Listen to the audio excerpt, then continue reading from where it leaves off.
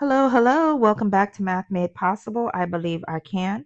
I'm your current teacher, Miss Howard, and today we're going to be using the Illustrative Math curriculum to review for our second test for Unit 1, which is going to be covering volume. All right, so in order to find the volume of a prism, we're going to use one of two formulas. We're either going to use the area of the base times height, or we're going to use length times width times height. And I'm going to use a space right here to show you both ways. Let's get right into it. First of all, area of the base. Think of the base as like the bottom. So what are the measurements for the bottom? If I highlight this area right here, I'm actually going to change the colors as well. We have 6 for the length, and we have 3 for our width. So length times width, 6 times 3, that will give us 18.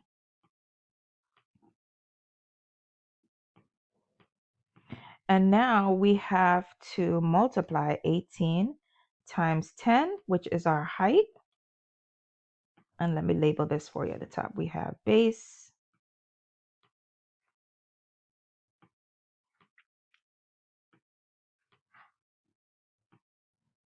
times height. And we know that 18 times 1, that equals 18. Or you could just say 18 times 10, and we know that would be 180.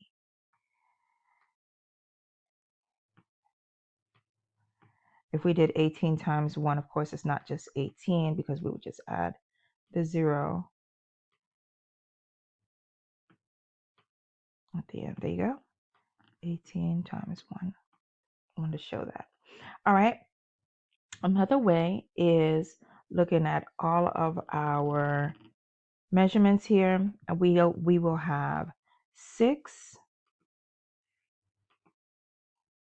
Let's write it down again. It's length times, we said our length, because I'm changing colors, I'm going to give you each measurement one at a time. 6 times our width is blue, that would be 3, and then we have our height of 10.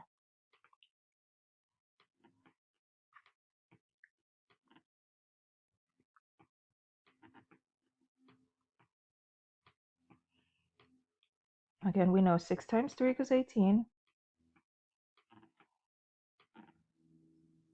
times 10, that would be 180.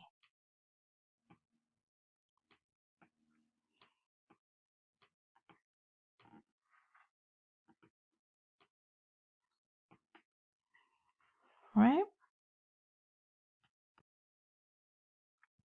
Okay, so here's another problem. We have our figure here, and it says, how does 28 times 5 represent the volume?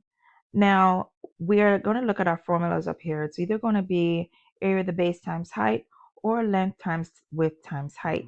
Now, since we don't see 3 numbers here that we're multiplying, we know that we'll be using the first formula, which is the area of the base times height. So the question is, what 2 numbers can I multiply that will give me 25? And we know that the other number is going to be 5. Well, if I have 5 right here, we're going to label this. If we were to turn this figure sideways, we would know that 5 would be our height, because that's pretty much what the formula is. Area of the base times height. So our 5 is going to represent the height, right? So the question is, does 7 times 4 equal 28? And we know that it does. So that's how we know. So we will write our explanation here. I know that 28 times 5 represents the volume because 7 times 4 equals 28. Then we will multiply the height of 5. And that's it. We don't need to solve the volume. It's just asking you to give an explanation. All right. If you write something similar to this, for me, I know that I'm going to give you credit. I need to know, do you know how they came up with the answer of 28? Because you don't see 28 here, but you do see 5. Okay? Next question. A box measures 6 inches by 10 inches by 5 inches. Show the different ways that volume can be represented. So we know that volume again can be represented 2 ways. We're going to talk about it as area of the base times height, or length times width times height. Let's get our first one out first. Let's get our first answer written out first, because that's pretty simple. Our numbers are there already. 6 times 10 times 5.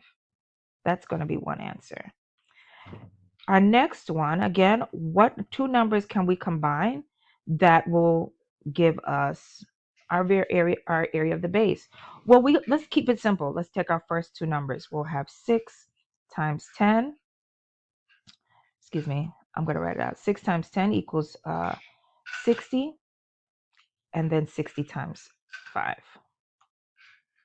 Next one, we can also say, oops, get my text box.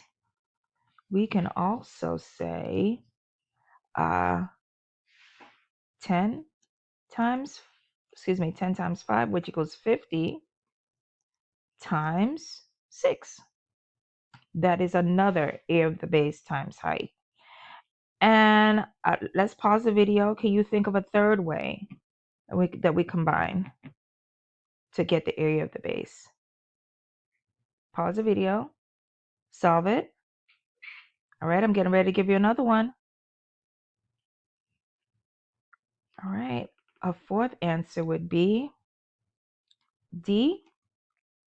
I know that 6 times 5 equals 30, so 30 times 10. All of those would represent how to find the volume for this particular prism. Okay, I hope you got the right answer. All right, if you don't know how to find a volume, I have created a free strategy sheet. It's linked in the description.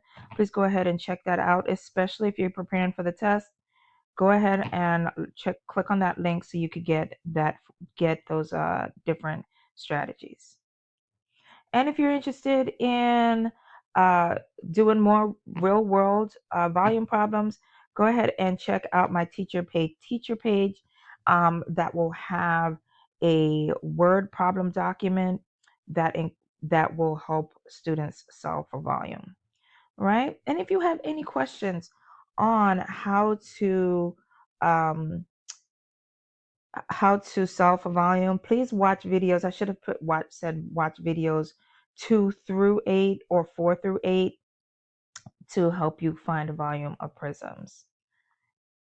Thank you so much for watching, and if you have not done so already, please don't forget to like the video and subscribe. All right, I'll see you again soon. Take care.